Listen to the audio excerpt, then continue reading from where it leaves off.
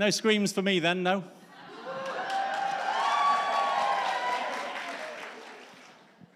Welcome, everyone, to Dereham Baptist Church. We're so pleased that you've been able to join us this evening. My name's Nigel Bailey. I'm one of the ministers here. Delighted that you're with us this evening. Any fans of JLS in the house? JB didn't cheer at that point. I'm just pointing that out. Any fans of Down on the Farm? I knew it'd be you, Matt. Any fans of Songs of Praise? Fantastic. Any fans of Strictly Come Dancing? Ooh, biggest cheer of the lot. And finally, everybody in love, go on and put your hands up. My wife didn't put her hand up, which I'm slightly concerned about. JB Gill will be sharing with us very shortly, and he's going to share about his life and his faith. There's an opportunity this evening to ask questions, so you can be thinking about what you might want to ask. There will be opportunity afterwards for refreshments and for selfies. I'm here if you need. Me or JB, we're both up for a selfie. What's everyone laughing at? Couple of important, we are in church, so we do need some notices, obviously. Toilets are downstairs. The ladies' toilet is in the corner of the hall over that way. The gents is just through this door and on the left. If you're upstairs, you'll need to go through one of these two doors. Follow the corridor along, then there's some signs directing you downstairs to the toilets. In the unlikely event of a fire, fire wardens are around the building and they will direct you to the nearest exit. We have plenty of them. Excellent. Okay, well now I'm going to introduce Dave Bement, who's going to be leading us through the evening. Thanks, Dave.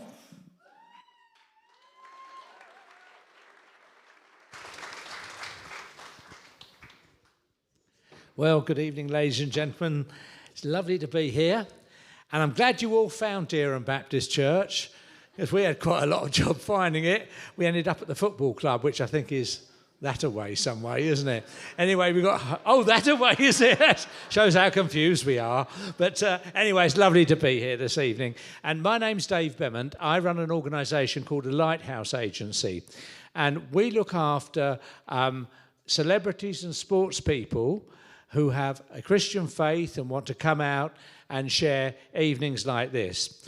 And tonight we have one of the members of one of the biggest boy bands in the UK, JLS. They rose to fame after auditioning for X Factor. They went on to have 5 #1 singles, over 10 million records they sold worldwide. And they reformed again 4 years ago. They've had several UK tours, and their first tour sold over 300,000 seats just for one tour. After JLS disbanded in 2013, JB Gill became a TV personality and a presenter in his own right, taking part in many TV programmes appealing to all ages.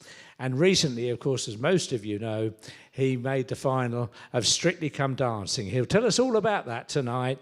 But before I introduce JB, let's just have a look at the selection of JB's appearances throughout his career. Ladies and gentlemen, please give a very big hand, Mr. JB Gill.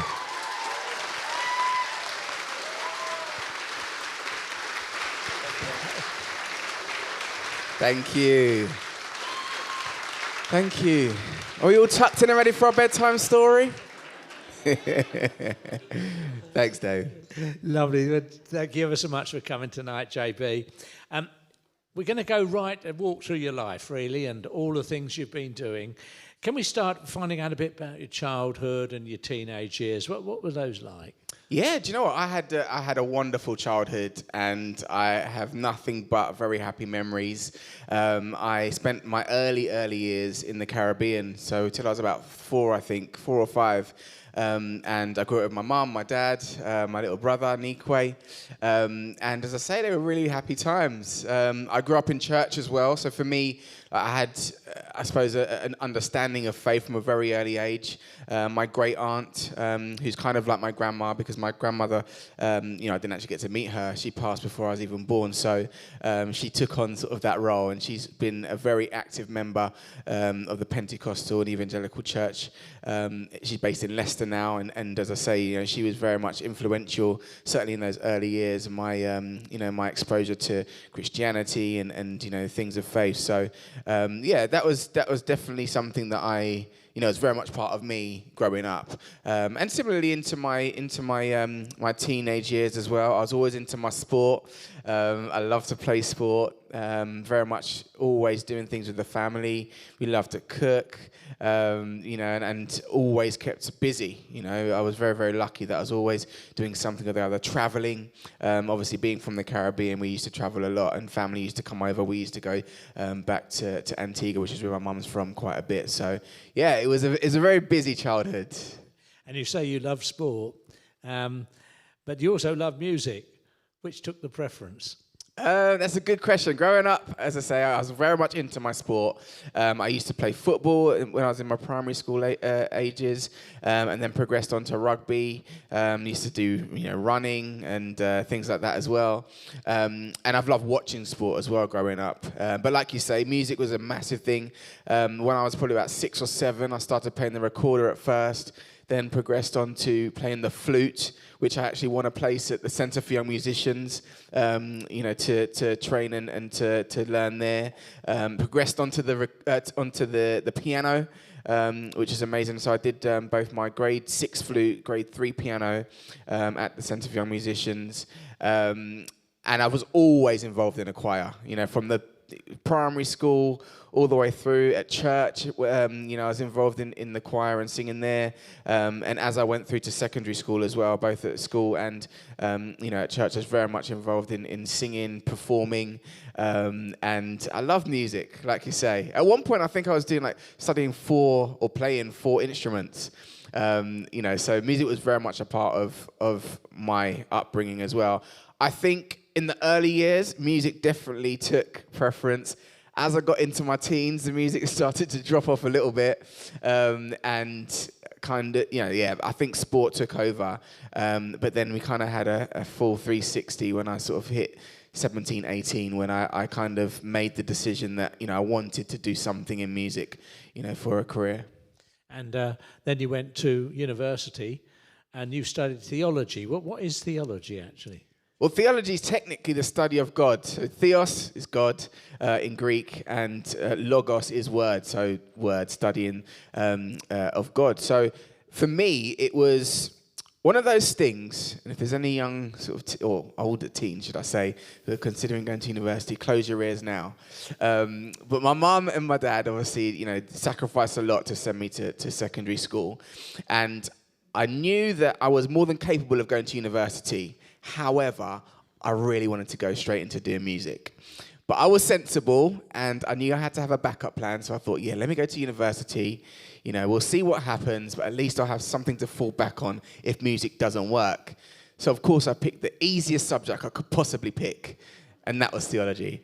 But no, the reason why I picked it was because, as I say, I had an upbringing in church. So a lot of the topics, a lot of the things that we're studying, you're talking about ethics, talking about, Christian tradition, talking about history of the church. Those sorts of things, came quite easily to me. They were easy things for me to grasp. And I figured, although my aim was to go into music full time at some point, I really didn't have any idea when that might happen. And so, I wanted something that would allow me to leave university with a degree, or a decent degree, but then also give me the chance to I guess, bide my time, so I could still explore my musical avenues. So at that time anyway, there weren't any sort of main aspirations to go into becoming a member of the church or teaching or being involved in clergy, whatever. But it was something that I knew I'd be able to, express myself in, and I felt very comfortable doing as well. And during your time at university, I think you came together as JLS. How did that come about? Well, I met with Arishe, who is the founding member of the group, and at the time, as I say, I was looking to try and develop as a musician, as a songwriter, while still completing my studies. And I was working with a lady called Carla, who's a songwriter, a voice coach, and she was running a small management company at the time. And through a mutual friend, someone that she was teaching and she was managing, I got in touch with her. So I was learning how to songwrite, developing with vocal coaching and so on. And she put me in touch with Arisha and just said, this guy's putting a group together, it might be of interest. If it is of interest, give him a call, see what he's saying. So I gave Arisha a call. He's as mad as a box of frogs. But he was switched on when it came to music. So I was like, okay, we'll see what happens. He said, I've met these other two guys who've been looking for a fourth member of the group for a long time. And I think you might be it. I'd love you to meet the other guys. So after meeting him, I think it was about 2 weeks before I met the other two, Aston and Marvin, and I sang for them. They left, could you believe, they left me waiting outside for about 10 minutes before they decided I was going to be in the group. But then they said, yeah, we'd love you to come on board. And that pretty much was the start of JLS. Don't ask me what we were rehearsing for, but we were in rehearsals pretty much every single week for about 6 months. We entered, best unsigned act competitions, and we were trying, of course, to find a way to get signed or managed, so that we could have our music out there. But yeah, it was one of those things that I think we were enthusiastic. Everybody was switched on, and we all had one goal in mind, which was to hopefully make it in music. And after you'd done quite a lot of gigging around the country, you then joined X Factor, or rather applied for X Factor. How did that happen?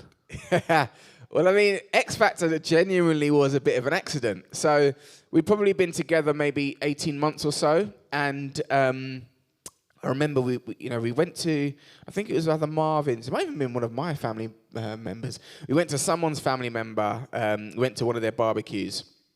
And they turned around, we kept on hearing, oh, you guys would be amazing on the X Factor. And at that time, the X Factor was just starting to come up. So I think they'd had maybe 3 or 4 seasons of the X Factor already. So you'd started to see some of the successes like Leona Lewis and people come through the show and, go on to have number ones and do, some incredible things all around the world. And, friends and family would say, you guys are amazing. We pretty much sing to them at every chance we got anyway.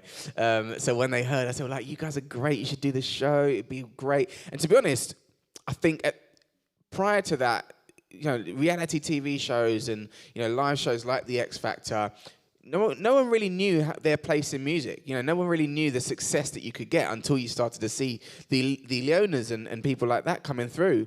And at that point, we've been together, as I say, about 18 months. And, bearing in mind I'm a student going to university in London, the pot of money wasn't very big. And so we just got to the point, I think all of us, although a couple of us were working, where we'd kind of run out of resources. We'd maximized all of our contacts that we knew personally within the industry.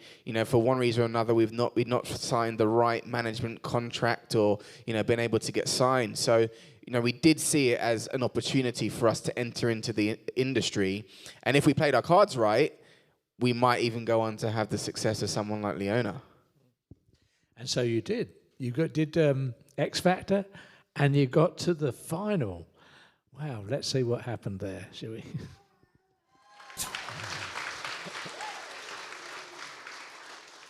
How did that feel? I'm still not talking to Alexandra back. No, I'm joking. In the moment, of course, we were disappointed, I think, because we'd always set our sights on winning, And, of course, if you're in it, you're in it to win it. And every single week throughout the competition, we'd always been focused on getting through to the next week. All we had to do was avoid being in the bottom 2, and then we'd be in the final at some point. So that was always the aim. And obviously in the final, then it's anybody's. It's anybody's game. Anyone's, to play for. So, we were obviously hopeful that we would get to the final, be able to go on and win. But I think in hindsight, and certainly, when we talk about it now, it was definitely the best outcome. And it's something that I've always believed and certainly believe now in life that, if God has a plan for you, then it will play out the way that he wants it to play out, not necessarily how you want it to play out. And if you'd asked us, we'd have wanted to win and then go on, and that would have been our first single and so on. And I think, as I say, in hindsight, that wouldn't have been a good tactic for us. So we ended up second, but we won in the end. And despite that, you all went from hero to zero overnight, really. And your whole lives suddenly changed. But how did that affect your faith? That's a good question. I mean, at the time, if I'm very honest, I suppose I wasn't really expressing my faith very much at that point. And I don't know, I think it, sort of in my late teens, just with the busyness of life, which I think can happen to any person, any family, especially with, a young family or busy family, it wasn't so much that we didn't go to church or didn't want to go to church or didn't express our faith, but just life kind of got in the way. And so, certainly, finding my way through university and then, being ambitious about, starting my career, getting into music, working with the JLS boys, I'd still make time for going to church and, go at Easter or, go at the big holidays and things like that. But it wasn't really part of my everyday fabric. And, certainly when I'd come through the X Factor, it was just zero, like you said, zero to hero, 90 miles an hour straight away. And there wasn't much time for anything, to be very honest with you. And I suppose, as I say, deep down, not a lot had changed. But I think it's like anything. It's like a bit like a language. If you don't speak the language and practice it, then you lose it, So, yeah, it definitely wasn't something that I expressed very frequently, should I say, at that time. And as time went on, with X Factor and all the fame, did anything change with your faith? Did you suddenly feel, I really got to get my act together? What actually happened about that? Did it just stay on the back burner? No, I mean, I think when you're in an industry like the music industry, there's lots of pitfalls, there's lots of temptations, and as I say, I think for me, whenever I sort of had the time to reconnect with the family, especially, I'd go and take trips to visit my great aunt, who's like my grandmother, as I mentioned, and, there's always little reminders of what was important in life. And I suppose for me, sort of coming through that period when things do get difficult, when you're away from home a lot and, you go through challenges, in whatever aspect, whether it's in your career or with your health or, personally with your family, whatever it might be, it kind of just reminds you, it certainly reminded me of, things that I'd had throughout the years to be able to help me.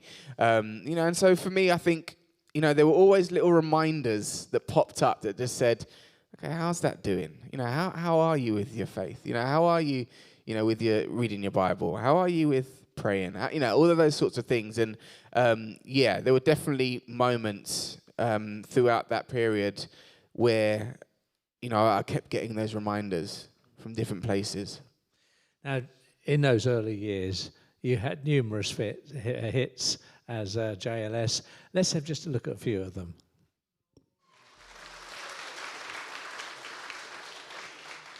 There was a lot of hits there, weren't there? Just one or two, yeah. And during that time with JLS, you met your future wife, Chloe. Tell us how that happened. Yes. So I'm sure some of you will know, but Chloe was a professional dancer, and we actually met on the X Factor. So obviously we were on the show, and that was her first commercial job. So, it's interesting. We were talking about this the other day. We were like, we wish you could be a fly on the wall when we had our first meeting. But it was amazing. Of course, it was great for the two of us to really have common ground. It took a little while before we actually started, going out together, so to speak. But yeah, I was in the thick of JLS, performing here, there, and everywhere, doing things like T4 on the beach and Radio 1's Big Weekend, and Chloe was not dancing with us as a group, but, dancing with other artists at some of those similar events and award ceremonies and things like that. So it was nice that we could both appreciate what we were going through, but then at the same time also for us to be able to support each other, because we didn't actually dance together until we did a show called Dance, Dance, Dance. So it was not an easy time. Me or both of us really, having to learn how to deal with, so much media attention and, female attention even, if I'm very honest, it wasn't easy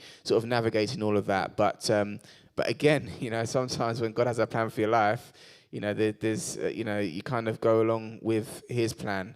And sometimes not even knowing about it. There were multiple times when we both said, this is too much, we can't do it. And, here we are. 16 years later, I've been married 11 years in May. And and you have 2 lovely children. Yes, indeed. Yes, indeed. And you mentioned about dance, and you and Chloe, that was the first time you danced together. Yes. We've got an excerpt. Let's have a look at that. Now, you've been with JLS 4 or 5 years then. You'd met Chloe. And you've been talking about how your faith, your life was so busy that it was a bit of a job to get a grip with it. But was there a specific time or a specific period when you thought, I really need to now sort myself out with where I'm going with regard to my faith and my walk with God? Yeah, absolutely. I think for me it was, especially when Chloe and I were talking about the future, we got to that stage in our relationship. We were like, what were we going to go from here? Were we going to get married? You talk about things like, what's going to happen when you have children? Do you want children? All those sorts of conversations. And I think it was very much at that point, I'd gotten used to JLS, so we kind of handled that bit of life, and it was just a case, of, well, what do we want, going forward? And for me, I think at that point as well, I think it's difficult. A lot of people don't realize when you're in a group, it's very much focused on the group. The group takes precedence. You miss weddings, you miss funerals, you miss birthdays, you miss everything. If you're traveling and you're away because you've got a gig and the other 3 can make it, then you automatically have to do it. It's very different when you're by yourself or you're working independently. So, it takes up a lot of everything, and it's a lot of sacrifice, especially when you've got a family. And, I think for me personally, I got to a stage where I was like, okay, well, what do I want? What's important to me? What are the things that I want to stand for? What do I believe? And I think you get to that point as well, considering I started with the boys, I think I was 19 or 20. So, pretty much, a child, really, a kid, and you go through university and you think you know everything, but you actually don't. And you learn a few hard lessons as well along the way. And then you get to a stage where, okay, well, now I am an adult, what am I about? What's important to me? And I think it's a little bit of growing up that happens, once you realize that actually I'm not, I don't know everything. There's still a lot for me to learn here. And when I got to that stage and we started talking about, getting married and, as I say, having kids and so on, I think that was for me the turning point, really. The moment where I was like, okay, well, I have a faith. I want to be vocal about my faith, certainly more vocal than I have been. And this is not something that I'm afraid of. This is something that, is me, defines me, makes me up. Yes, okay, it's something that I've grown up with, but actually there comes a moment, I think, especially with, a faith, especially for people who've grown up in church, where it's not just following what your mum and dad do or going because your family go, it's because you want to go, it's because it's important to you.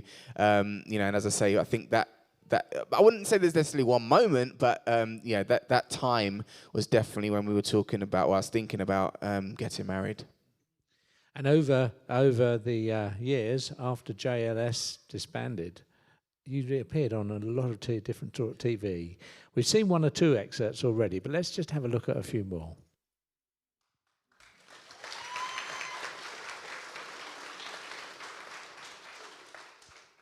So after JLS, you became a farmer. What made you become a farmer? Well, I think, it genuinely was unintended, and it was quite organic, excuse the pun. But basically, I think I've been there. So when I left my family home, moved to where we are now, which is where our farm is. And I think it had been about 3 or 4 years that we'd been there. And I was still in JLS, like you say. It's kind of like halfway through, our biggest period. And, I was traveling a lot still. I was on tour, playing and, singing over in the States and all over the world pretty much. And when I had sort of a couple of days off, which didn't happen very often, I love to just have peace and quiet and chill and relax. That doesn't equal getting into farming, because farming is anything but that. But no, I mean, I love being outdoors anyway, and I think because of my upbringing and that relationship, that proximity to sort of where my food comes from, and being in the Caribbean, it's definitely something that I wanted to explore. And so one of the things that I'd sort of come to understand more, as I'd gotten older and obviously started having the kids and so on, was just this sense of resourcefulness. So we had about 15 acres of land, and it all came about because I wanted to use that land, and I knew that historically it'd been farmed, and over the years it'd been such a headache. I'd go away, come back, get someone to sort of cut all the hay and, make it look presentable. Then I'd leave again for another 6 months, and I'd come back and it would look exactly the same as when I left. And I just got tired of doing it. So, really, I started working with my dad, and he said, okay, we could set up something, we could do a farm. And that pretty much was how it started. I genuinely began with one animal, which was a pig called Ginger, rescued from the RSPCA.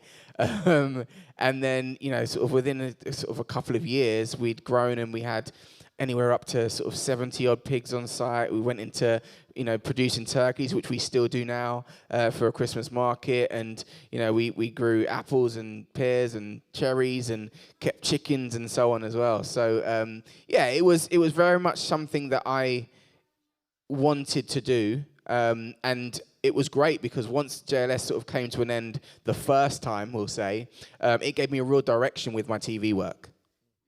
And you said about JLS, I mean, you disbanded in 2013, but about 4 years ago, you reformed. How did that come about?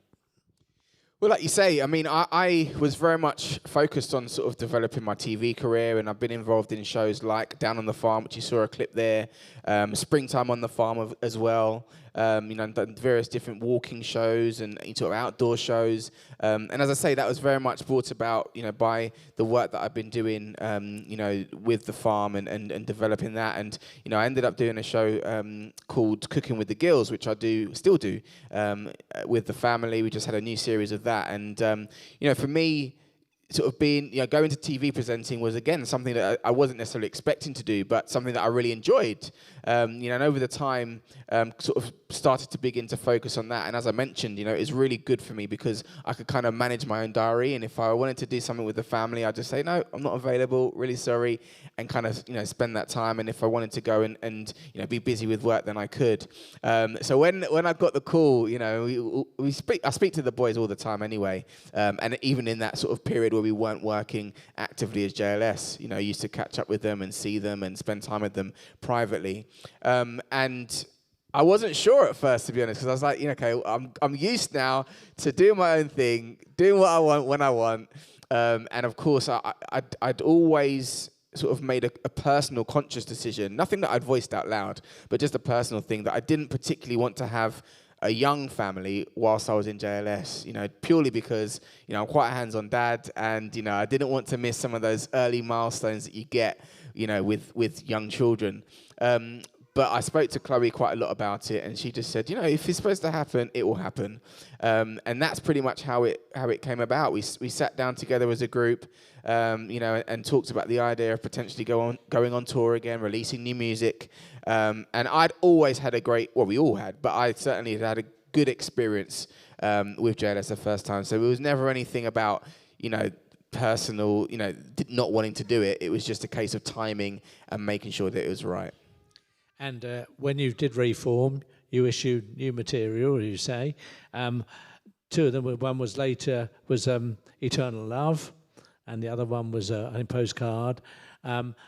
Eternal Love was actually written by Ed Sheeran. How did you get Ed to write for you? Yeah, relatively local boy. Do you know what? I think The music industry is one of those incredible industries where you can meet some incredible people and people that you wouldn't imagine, from all different walks of life, can find their way working in the industry. And it as I say, it can be a difficult place to work, certainly for a Christian, a young Christian, but it's also an incredible place at times as well. And I actually met Ed, we met Ed when we were doing a performance for the Queen's Jubilee. Not the, I can't remember now. What's the last one? Not the platinum one, the diamond one. So I remember we did a performance we performed at the Jubilee, and then I think Elton John was performing there as well. Ed Sheeran was performing there, and we sort of caught up with them. I think at the time Elton was managing Ed, and Ed, of course, was a young kid. He was just starting out. This is before we went massive, and he just said, I love you guys, and I think you're amazing, and I'd love to write you a song one day. Lo and behold, we didn't know this, but apparently, does anyone know the Ed Sheeran song Lego House? We all do, of course. We found out that Ed had sent Lego House to our record label for us to record. So it could have been a JLS song, but we never heard it. So I think we're kicking ourselves now, but no, Ed had always sort of wanted to write a song for us. And of course, when we reformed, he just said, guys, please tell me this is a chance for me to do it. And we were like, absolutely, if we can get something great, then let's do it. And that ended up being Eternal Love.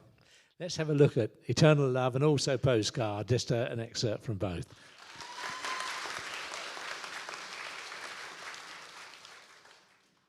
Now, one or two people may know you were recently on Strictly. Tell us how that came about and what it was like. Well, I mean, it was pretty last minute, to be very honest with you. I think you saw one of the clips a bit earlier of me doing the Christmas special. So, I had very fond memories of doing the Christmas special with Ola Jordan. I had lots of fun doing that. But I think that was like almost 12 years ago now, which is, it seems like a long time ago. It seems like just yesterday to me. But yeah, I had fond memories of doing that, and I changed TV agents in the summer, and they, one of the first things they said, what sort of shows have you done? Have you done sort of, MasterChef? Have you done this? You've done that? And I was like, yeah, I've done a few of those. And they said, would you ever consider doing Strictly? And I was like, yeah, I would. But Strictly's been one of those shows. Of course, it's the tail end of the year. And if you go all the way to the final, it's pretty much ends in the middle of December. And of course, with our turkeys, that is the busiest time of the year. So I just said, listen, it's probably not going to happen. The dates won't work out. I was on tour with JLS in the summer anyway. So I just listen, I'll go and I'll have a chat with them. I'll go, you do like a sort of like taster day, so to speak, where you go and you dance with one of the professionals, and then they kind of make a decision about whether they'd like to have you on the show or not. So I went along to this, and they just, while I was in the audition, they were just saying all these dates, you could do this date, and we need that date, and this date is for this, and then you meet your pro, and then this happens, and I was just like, whoa, just slow down. It's probably not going to work out. Anyway, I left the meeting that day, and straight away they told my agent, yeah, we'd love him to come on board. Can he do this day, this day, this day, this day? And I looked at the diary, and they were all genuinely free, and I thought, okay, well, we'll see how this works out. And then when I spoke to Chloe about it, the first thing she said, which she's like this, she's very competitive. First thing she said is that, well, you're going to be busy till December, so I'm going to have to look after the farm. I was like, thanks, babe. But, she's all, as I say, very ambitious. So for her, she wanted me to be in there all the way to the final, and we see what happens. But it was the first time, genuinely, that I'd been able to make all of the dates leading up to it. And so, I kind of just thought, well, let's just go with it. There's never going to be a time when, I'm going to be as free as this. Despite with all the other work bits and pieces going on, I've finished the JLS tour without any clashes. I was able to go into rehearsals without any clashes. And then the show started, and we kind of set up the family so that I was able to manage, obviously, or Chloe was able to manage, should I say, the family and so on with me being in rehearsals throughout the week. And that was pretty much how it happened. And it looked very hard work. It is very hard work, I promise you. I think you're rehearsing up to, for me, it was probably about 24 hours a week. and then you're balancing, your other work commitments. If you're filming, I was filming a little bit while I was doing it, and of course with the farm as well. So it wasn't easy, and certainly as I got towards the end of it, sort of the kids started to really feel like they miss me, and it was hard because they weren't able to come to the show. Now with JLS, of course, they used to come to the shows. They come to pretty much all of the London dates. Depending on where the tour might fall, they might come to some of the shows further afield as well. And everything's set up for them backstage. So, they feel like they own the O2 and, the NEC and, all the different arenas around the country. But with Strictly, they had a 14-year-old limit. So if you're under 14, you can't come to the live show. So, we did one day where we had all the friends and family in. So they came to one of the dress rehearsals. And bless my daughter, Kiara. She came after the dress rehearsal finished and was like, all right, Daddy, where's your dressing room? And I was like, you can't go to my dressing room. She's like, what? Okay, when are we going to go to the show? I'm like, you can't stay. You got to go home with Nanny because you can't come to the show. And she was in tears. I know, but, it was tough. It was tough. Not because of the rehearsals and so on. I'm very much used to that, but it was just a long time. And, the kids, well, Ace was a bit better. He's 10, so he kind of, got it and just went along with it. But Kiara was very much, wanting Daddy to be back home. And, of course, you had to change partners halfway through because Amy was ill. How difficult was that? And how did you adapt to that? It was very difficult, and to be honest, it's one of those things that, I've been very lucky. Whenever I've been in any sort of professional environment, not only do I pray about certain situations like that, especially with all my work, but it's very, very carefully considered. And then there are some things which are outside your control, like, going into something like that, of course, there are, what did it start with, 15? There were 14 other people that you don't know, and you might get on with them, you might not. They might be difficult to work with, they might not be.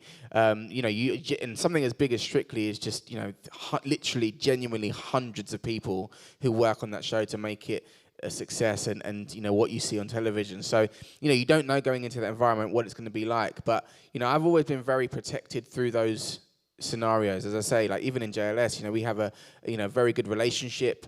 We work well together, we consider each other, there's not one of us who's sort of like out wild and crazy and, kind of having to, tread on eggshells all the time.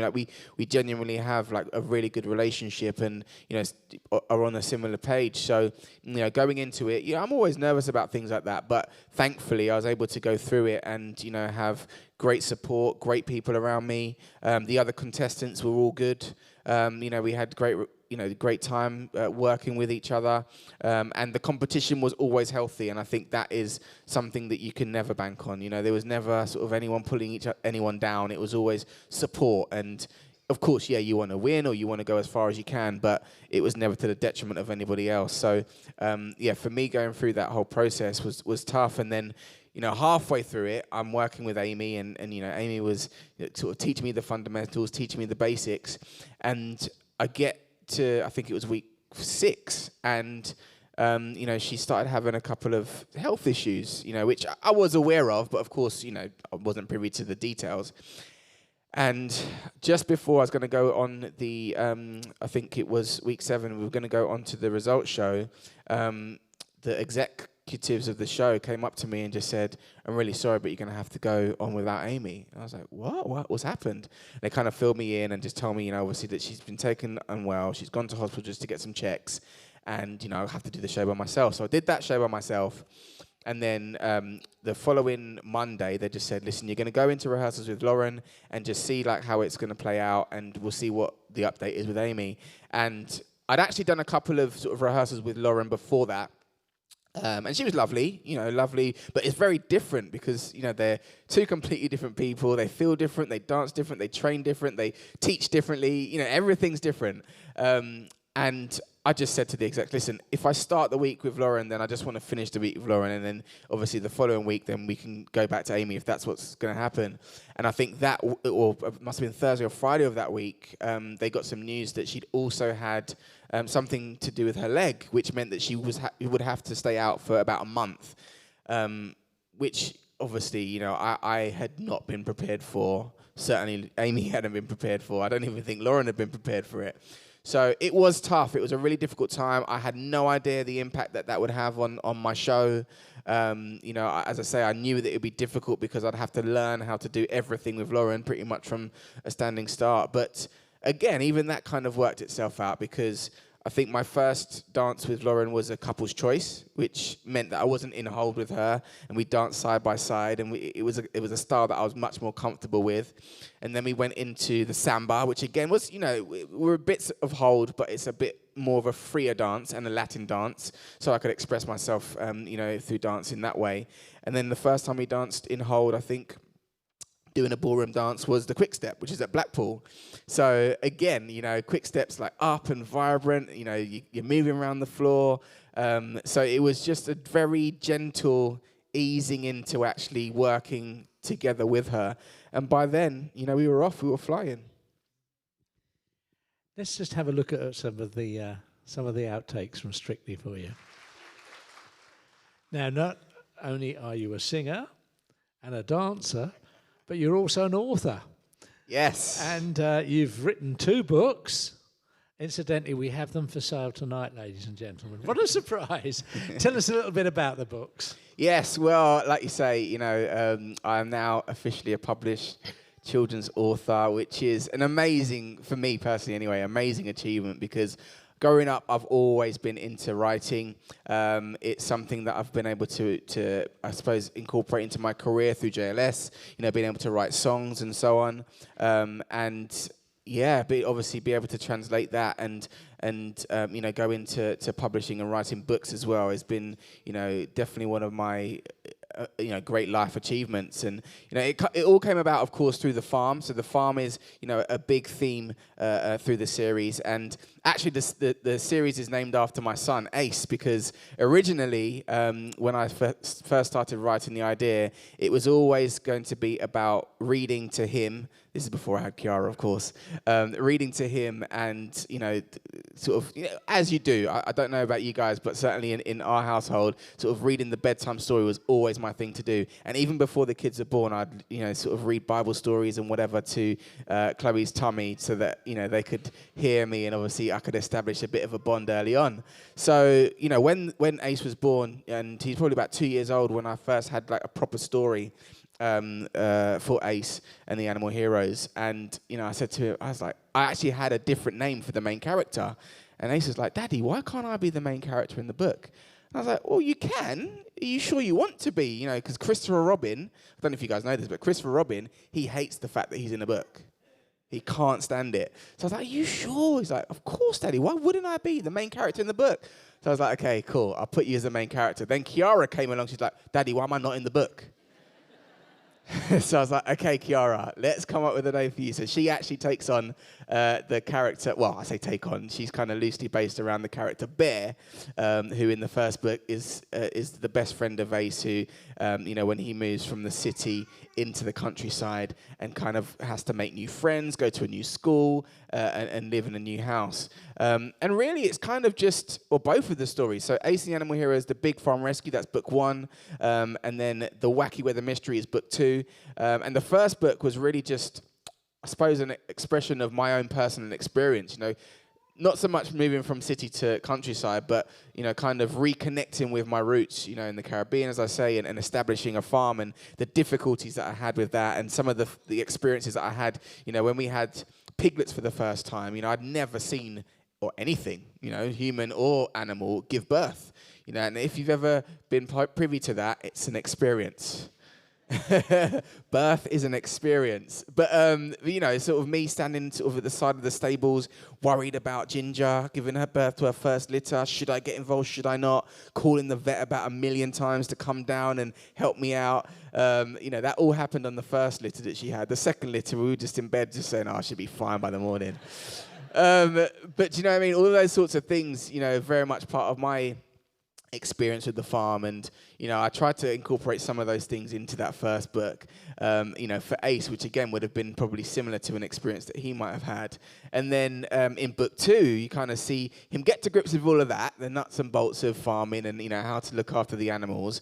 And then it's a case of, for me it was about exploring the theme of the weather, of course, the wacky weather mystery, where they go through so many different types of weather, and for those of you perhaps who've got people that in farming or whatever, certainly here in the UK, there's so many different types of weather that we face, and sometimes people don't realize that if you have a really cold spring, that massively affects what you can produce and harvest in the autumn, or if you have a super hot summer, which I think we quite enjoy as humans in this country, it has a massive effect on the welfare of the animals that you might be keeping. And I remember a couple of years we had a drought, and I think there was a hosepipe ban, certainly in London, or in the outskirts of London where I'm based, and we had to get bottles of water. I think the local community gave us bottles of water to make sure that all the animals are well watered. So just little things like that. People don't realise how much of an impact it has on the production of our food, and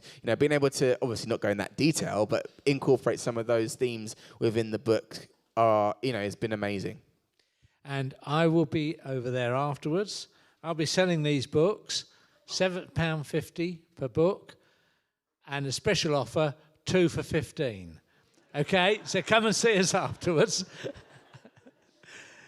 Now, we're coming near the end, but I do want to say 2 or 3 things.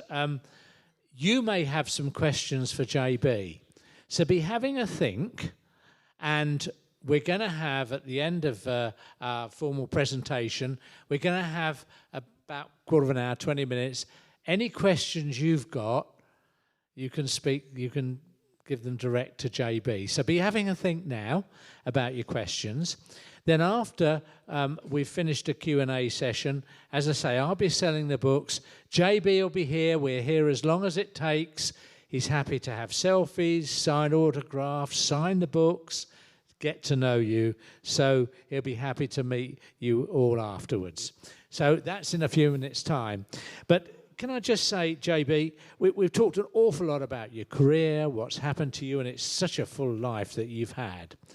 But throughout the interview, we've at different times talked about the Christian faith, your Christian faith. Now, if people are not used to church, they might think, well, what's Christian faith mean? What's that about? Can you just give us a very brief explanation of that? Yeah, absolutely. For me, I immediately am drawn to a Bible verse which I grew up with. I learned in Sunday school, and that's John 3:16, which is, "For God so loved the world that he gave his only Son, Jesus, that whoever believes in him will not perish but have everlasting life." And ultimately, for me, the Christian faith is a belief in Jesus as your personal Lord and Savior, and whoever believes in him will be saved.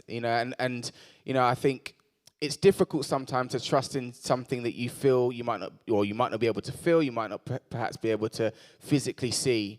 But honestly, for me personally in my life, I've been helped so much by that belief, and the people surrounding the Christian faith who've been able to help me and show me things. And there's been so many instances in life where I've not known the answer to something or not known what to do in a situation, and a prayer that nobody but myself would have heard has resulted in a physical change, something changing, whether it's someone making a decision or something happening, which, as I say, I haven't directly affected personally, physically. And so for me, as I say, it's an expression of that, really, of my trust and my belief in Jesus Christ. Now, you said, when you trust in Jesus, you will be saved. But what saved from what? What do you mean by that? Well, that's a good question. I mean, of course, when you go through life, the trust in Jesus effectively is salvation, and that means that we get to go and live with him. God sent his Son, Jesus Christ, to this earth. He died on the cross, and 3 days later, he rose again. And effectively, it's a celebration of that. And ultimately, we are children of Christ. So we're similar to him in that if we believe in him, when we die, we will also be raised and live with God again. Yeah. And you say to go to be with, live with him. With God, you mean yeah. heaven? You mean in heaven, yeah. In heaven. So really, that's very simple, really, isn't it? We have to believe in Jesus. We have to trust him that he's just got rid of all the sin and all the stuff in our life and all the rubbish that goes on in God's sight, and so that God will just take us to himself. And I think the church here has got a course coming up, which I will talk about soon, which if anyone wants to know more on that, I'm sure that it's worth going along, it's worth exploring, it's worth looking at. And JB, there may be some people here tonight who do go to church, sort of got a bit of a belief, but it doesn't really affect them much. And what would you say to people who are going through that? Yeah, they believe in God, oh, well, I'm all right, but that's it. What would you say to them? Well, I mean, I think you go through different phases in life, and certainly I'm sure everybody in this room, can admit that there have been moments where they've been stronger in their faith and perhaps moments where they've been not so much so. For me, I would just always encourage you to take a step. When I was, I suppose, maybe 3 or 4 years into JLS, and I was starting to think about getting married and so on. I mentioned that moment earlier. That one of the first things that I did was pick up the phone to a family friend of mine who's a pastor. He runs a church, and I just called him and I said, listen, I don't really have a local community. I don't really have a church base. I don't know where the first place to start, and I just said, do you have anybody that you can put me in touch with that I could perhaps speak to? And at that time, I'm at the height of JLS, so, walking into a church was just never going to happen. It's just unheard of. And I felt that consciously. I felt like I don't want to go into a place and, people, going to start asking me questions and start talking to me and, want to do this and want to do that. And, of course, very much at the height of our fame. So, I was very conscious about that. And as I say, having spoken to him, I was able to get in touch with someone called Jonathan McGill. Funnily enough, my name's Jonathan Gill. His name's Jonathan McGill. So it was a bit of a sign for me. And, I just started having the conversation. It took me a good probably year before I actually stepped foot in his church. But, I've been at that church now coming on 13 years. It was, as I say, just that first step of reaching out and talking to somebody to help me sort of direct where I was going or what I wanted to do. And finally, one final question, JB. In your Christian walk, you personally, what has helped you most, would you say? Well, there's a few things. I just touched on one there. For me, I think it's that sort of relationship with people around you. I mentioned my great aunt, she's been so influential and she's been one of those people that's very grounding. So, I can always go and talk to her and ask her questions and, she's very, very helpful for me. Not everybody has that though, and so I think one of the things that I've also come to rely on, especially when I'm busy in life, is reading my Bible. So the Bible is God's word and, it's a living, breathing thing, which sounds weird, I know. But every time you read it, you could be reading the same scripture, you could be reading the same verse, the same chapter over and over again. You get a new meaning from it, or certainly I do. And, reading your Bible is very important because it's what God has told us about his world. So that's definitely something that I try to do as much as possible. And then, secondly, praying. For me, you can do it anywhere. Literally, you don't have to be in a church. You don't have to be in a specific place. You can just speak out loud, and you can be in your car, you can be at home, you can be wherever you are. And certainly for me, when I travel a lot, that's something that I really, really cling to. And as I said, I've definitely seen a lot of things happening, not just for me, but for my family, across the board, when I've just called things out in prayer. And connected to God on a personal level. And that's the beauty of it for me. You can have a personal relationship with God anywhere in the world. Well, Joey, thank you so much for being so honest tonight, not only about your career, but about your faith as well. We're going to go on in a minute, but first of all, I think, could we just give JB a very big hand? Thank you.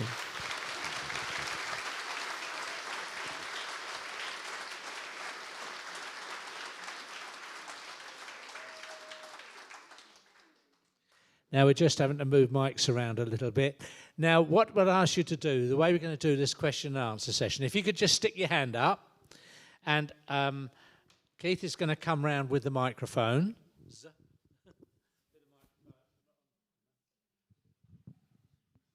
Bear with us 1 second, we just get us. So can you hear me all right? Yes. And so upstairs as well, there's someone coming up with a microphone upstairs. If you could just stick your hand up, and to the sides upstairs, if you could just stand up and wave at me. And also you've got a gentleman up there who's looking around as well. So ask JB anything, okay? There we are. So it's first come, first served. There's a lady with her hand up in the grey over there, Keith.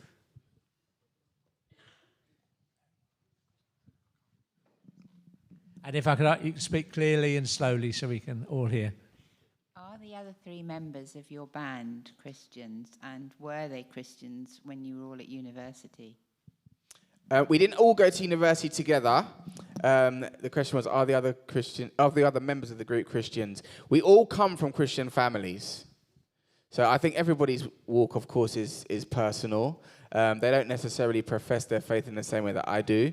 But yeah, again, I think it was no accident that I was in JLS because, for them all to have a relationship with faith, or certainly a relationship with family members who share a faith, it allowed them to live a certain way and to be a certain way. And that was certainly something that was good for me going into an industry where, all sorts of different types of people are. So, I think it's still something, where my personal influence, enables them to see how I am. And, I remember there was a phase where I was, sort of coming to grips with who I was and what I wanted to stand for.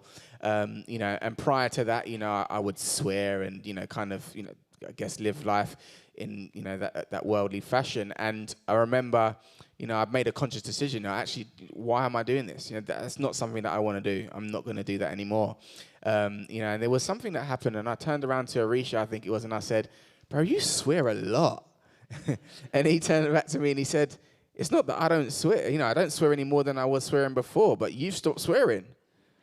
And I was like, wow, okay. So as much as I'd noticed that he, or people around me were doing that, he'd actually noticed that I'd stopped doing it.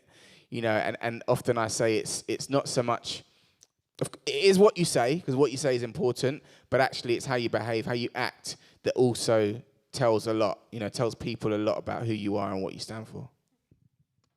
Thank you, Jay. We've got another lady downstairs for...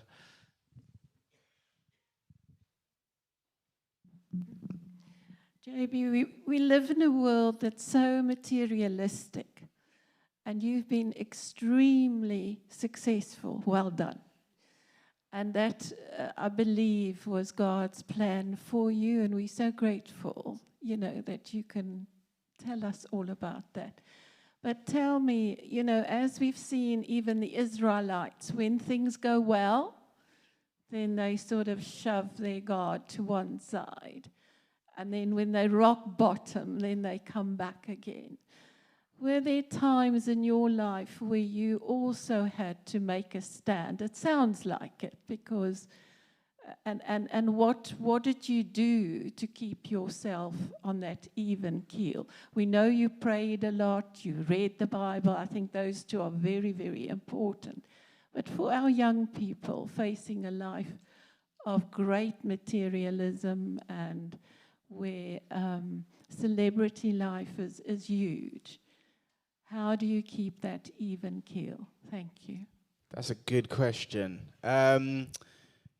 For me, I've always been very grateful for my family's support, and it's difficult because not everybody has that, but family comes in different shapes and sizes. It might not be your personal family, it might be your church family, it might be a school group, it might be a university group of friends or something, I don't know. But for me, having those key people around me, who would pray for me, even if and when I wasn't praying for myself, who would support me, when I had no idea that they were supporting me. Having those people around me has been massively helpful.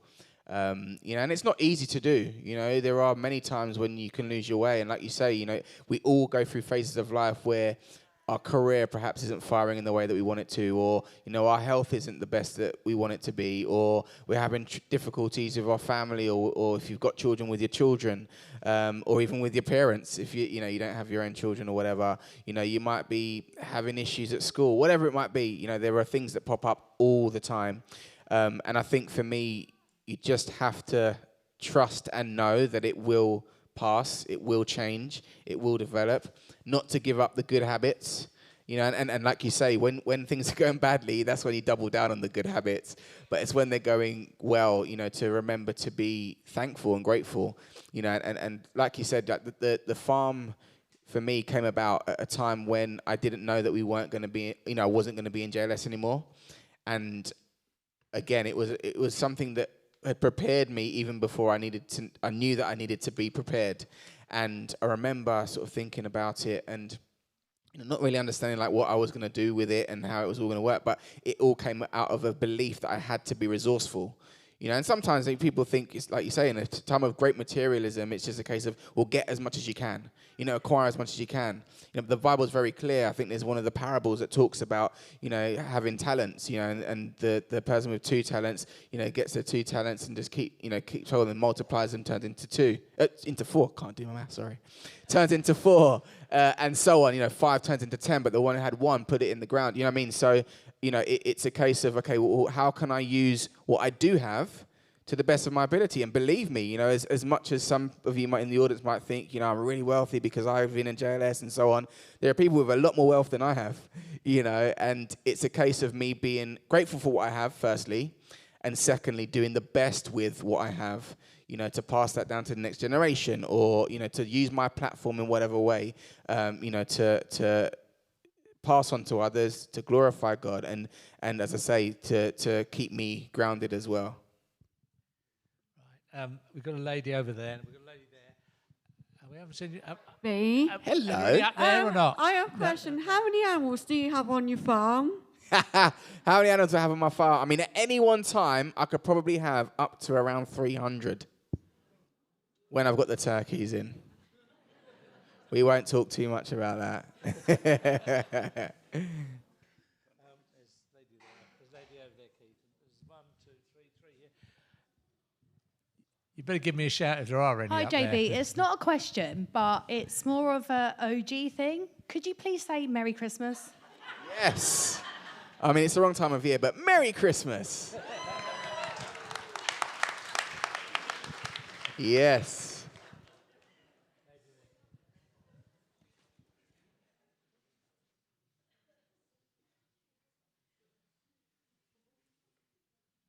Hi, JB. Hey, yeah. How did you keep strength in your faith when you were getting to like the finals of stuff and not quite making it through? That's a good question. I mean, for me, I've always, certainly with my career, I've always based my career on making the right decision. So, you know, I call it staying ready. You know, so if you're aiming for something, you do all the things that you need in order to potentially achieve that something.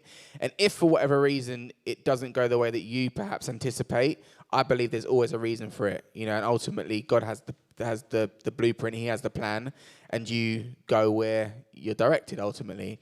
But if you're ready for it, it means that if it happens or even if it doesn't happen, you're prepared for it to go the way you want it to go or not, you know, don't want it to go. And as I say, you know, there have been multiple times, you talk about the X Factor final, we wanted to win.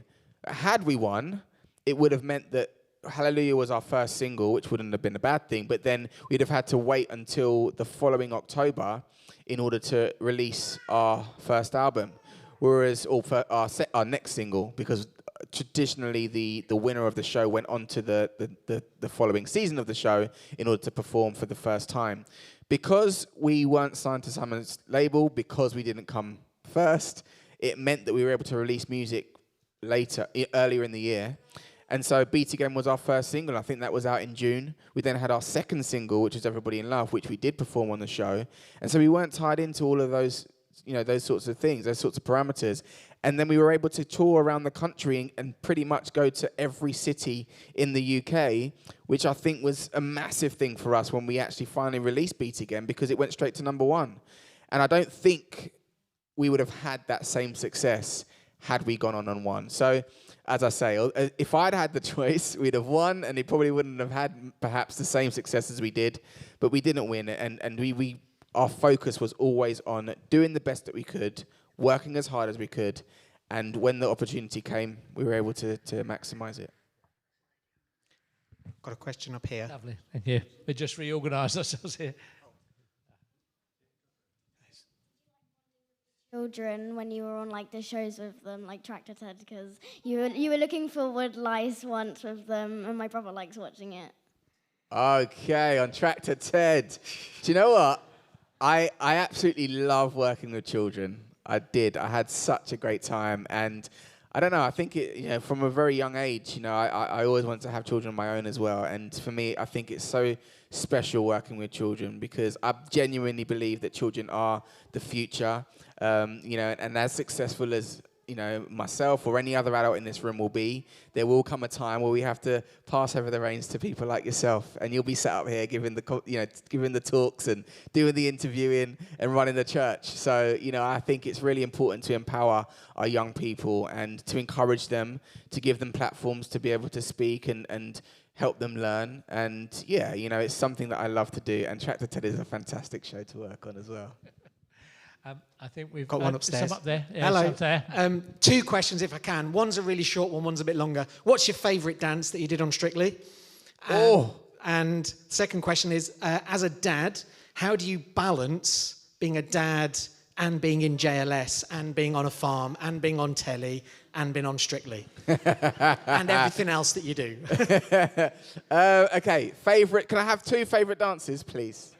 Okay, favourite ballroom dance, Viennese waltz. Favourite Latin dance, samba, because I'm the sambathon king. And then how do I balance it all? To be honest with you, you genuinely need to have faith. No, I've got an incredible wife, as I'm sure every husband in this audience will attest to. Chloe is amazing. She really is. She's fantastic with the children. She's great with me. We speak about absolutely everything, and we manage as much as we can to within an inch of its life. And it's not easy. It's not easy, but it really is made much easier by her understanding. And I think it's no coincidence that we both come from the industry and we've both been involved in the industry, and we both respect each other and what we've achieved, through the industry. So, it makes it a lot easier. And as much as, of course, I'm going through, a phase of being busy again after Strictly and, writing new books and, still doing TV work and all this, stuff with JLS. For me personally, I try and include my family as much as possible, which isn't always easy if I'm traveling, I'm doing something independently. But, certainly on tour with JLS, they come to as many shows as they can. And I try not to spend too much time away from home because, they will be there after all the work opportunities dry up, and after I'm too old to sit on a chair and give talks like this, by God's grace, they'll still be there beside me.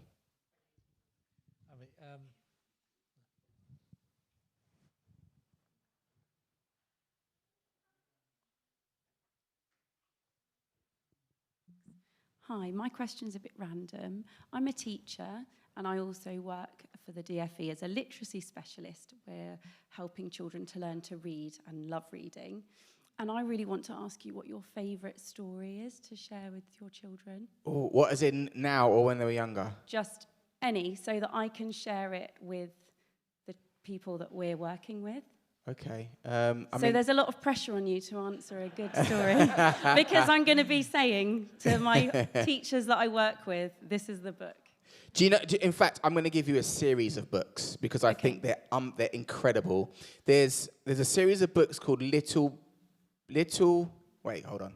Little People, Big Dreams. Yes, you know it, and I think it's fantastic because Firstly, it's not fictional, and I think fiction is great for young kids, especially if they have any sorts of learning difficulties or anything like that, because they can get lost in a different world. But for me, I think those books are even more powerful because they're based in reality, and they can make a real tangible connection between something that's actually happened, and they can dream and they can aspire to be just as great, perhaps in the same field or even in a completely different one. And yeah, I just think that series of books is just fantastic. It gives you an insight into someone real's life and just shows you for a lot of those books anyway, some of the hardships that they've overcome in order to have the success that they go on to have. So yeah. I should have one. Yeah, I mean, I might speak to them, and say, listen, what's going on? We need one for JLS. But yeah, they're brilliant. Really good books. We've got a lady there. I think if we just 2 or 3 more questions. We've got a lady there and a lady there, and if there's anyone upstairs. Hello. I just graduated drama at uni, and I'm taking my first baby steps. Thank you. Taking my first little baby steps in the industry. So I wanted to ask about temptations in the industry. We've all heard there's quite a darker side to it once you get to a certain level. So I just wanted to know if there's any opportunities you've had to turn down and how you've faced those temptations. That's a very good question. Are you Christian? The first thing you have to do with every opportunity is you have to pray about it and really listen to the answers. That's the first thing. Secondly, don't ever do anything that compromises your standard. Just like Daniel, Shadrach, Meshach, Abednego, all of those guys. And to caveat that, you'll be rewarded for that. Sometimes you feel like there's an opportunity and you really want it. I've talked about it kind of a bit already. And for one reason or another, you're just like, yeah, but that was what I wanted to do. That was what we were aiming for. And if you follow your blueprint, which is obviously your Bible, and it's not right according to that, I promise you something else will come, and you see that. You see so many examples, especially through the Old Testament, with Joseph and some of those big characters. He said no to Potiphar's wife, and he did the right thing, and then all of a sudden he's in prison, and then, fast forward a few years, he's in charge of the country, and so you will get, as much as it feels like a dark time, as much as it feels like this is difficult, as much as it feels like, I've had to turn that down because it wasn't the right role, or I have to turn that down because, I didn't like working with that director, or whatever it might be, and it could be your dream job, something will come from it. So you just have to keep going, keep focusing, and just test everything. Thank you. Could we just have one more question, I think, because I'm just aware of time. We've got one up here. One up there, Dave. Oh, sorry, you got one up there. Yeah. Okay. Hello. You can't really see me, but is there any genre of music that you've not ever tried that you think, actually, I'd love to give that a go? Ooh, that's a good question. You mean as JLS? Yeah, the reason I ask, my favourite song of all time is Sultans of Swing by Dire Straits. And I recently heard a version done by an American band, and it was heavy metal version. Yeah. And to hear it was really good. So I wondered if you'd ever thought, actually, that might sound really good done this way. Oh, that's a good question. Do you know what? I went. There was a group. I'm sure most of you or some of you will know them. Clean Bandit. Now, I love those guys because I grew up with classical music, and one of my favorite things growing up was going along to hymn practice. But for a lot of children, hymn practice is not the most exciting thing. Surprise, surprise. But I always loved it, and I always love listening to classical music. So I suppose for me, although we have never really done anything with like a classical bass, doing something with a classic, I guess a twist on classical music, a bit like what Clean Bandit do, would be amazing.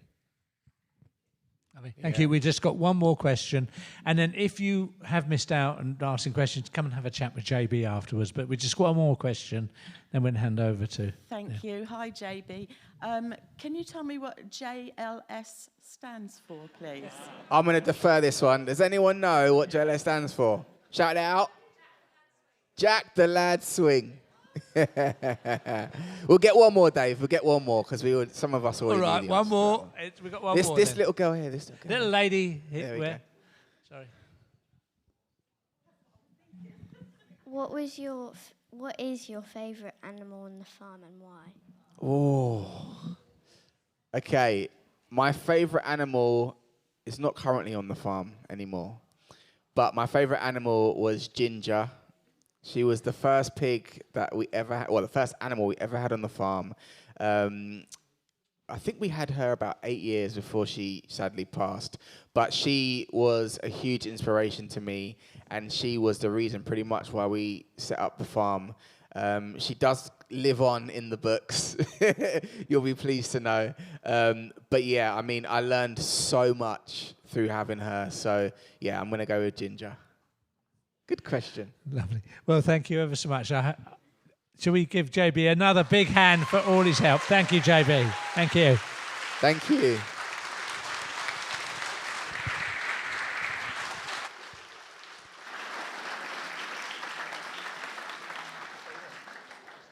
How good was that?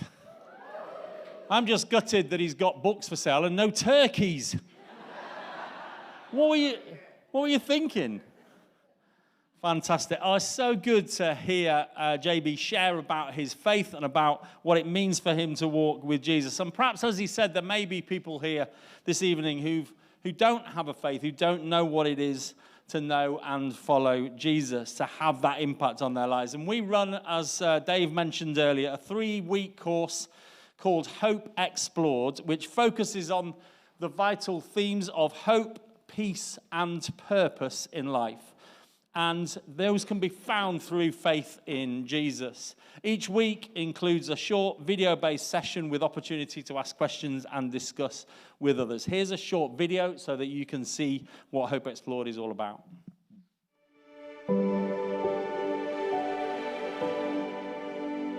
There are few emotions more powerful than hope.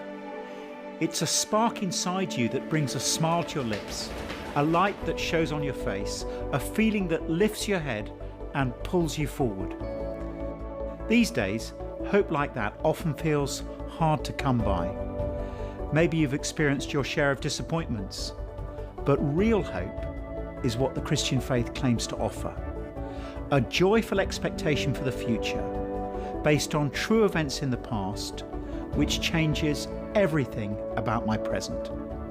Hope Explored is a 3-session series for anyone who is looking for a hope worth having.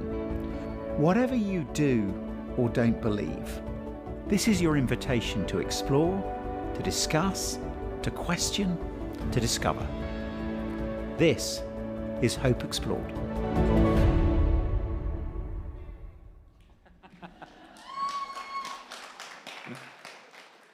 We would love you to join us for a Hope Explored course here if you'd like to sometime soon. You should find either on your seat or under the seat in front a response card. You also have a blue pen which is yours to keep.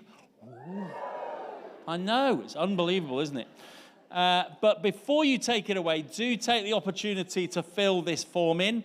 If you'd like to come to a Hope Explored course, or if you'd like to meet up with someone to chat further about faith and about life with Jesus, just tick those boxes. And also, any and all of you are welcome to come and join us on our Sunday morning services here. They start at 10:30 each Sunday, a place where you'll be with others who know and follow Jesus, who can help you to do that. The 3rd Sunday of the month, we have an all-age service in here, which is especially suitable for families. So from 10 o'clock, you can come.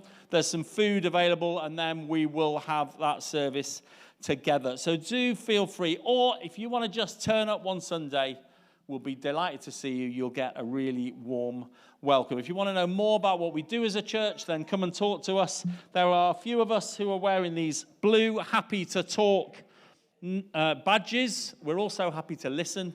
So do take the opportunity to come and chat to somebody. So what's going to happen next? Okay, well, firstly, there's hot and cold drinks available for everyone. And here's how that's going to work. We have them upstairs in a room behind here. We have them downstairs the other side of this wall. And we want everybody, please, to go clockwise around the building so that we can keep a flow. So if you come out through this door and that one and collect your drinks, when you go through that door, you'll find another door on your right that you can follow through, and then out here, and then come back in through this door here and that door there. That would be great. That will make it workable for us all. You are really welcome to come and bring your drinks back in here. And as has already been said, JB is really happy to meet you down here at the front and possibly have a selfie with you if you'd like to do that. There is no rush, so don't feel that you need to rush down here or rush out. You can get your drink, come back in, and then over time, there'll be time for you. He's going to stay here until everybody's had the opportunity, which is incredibly generous of him. The books are for sale at the table down here. You can see those. You can grab one of those, and JB will sign that for you. The turkeys are available. No. None of them. Don't forget about the Happy to Talk badges. Do take the opportunity to have a chat with somebody about church or faith. If you've come with somebody who goes to church and has faith, you can have a chat with them too. Thank you so much, everybody, for coming along this evening. It's been so good and so great to see you all here. Let's give it up again for JB Gill.